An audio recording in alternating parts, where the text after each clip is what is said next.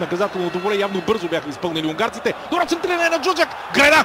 Какъв късмет за Ники Михайлов. Като врата, вижте още веднъж Балас Джуджак колко добре се обърна. Майсторски центрира. Няма там засада на сам.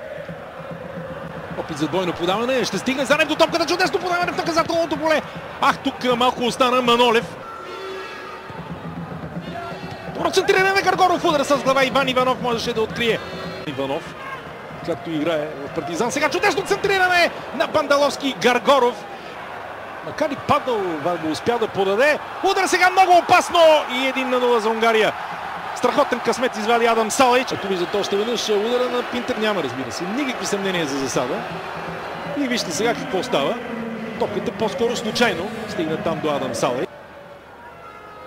Гаргоров чудесно към Ивелин Попов. Ивелин Попов е сам. Ще има ли гол? Не!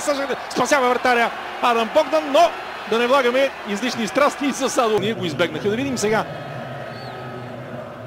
О! Разочарование. Никаква засада няма. Все още Дяков. Изведещо подаване. Този път Ивелин Попов измахна топката. Засада няма! Удар и аут! О, господи!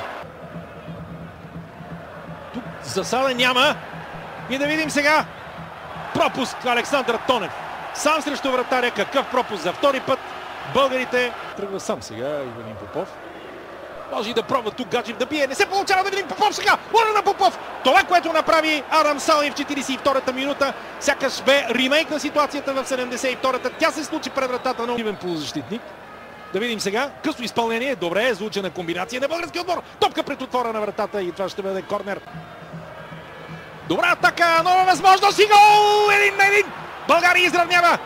87-та минута. Валери Божинов изригва. След тази чудесна триходова атака 1-1.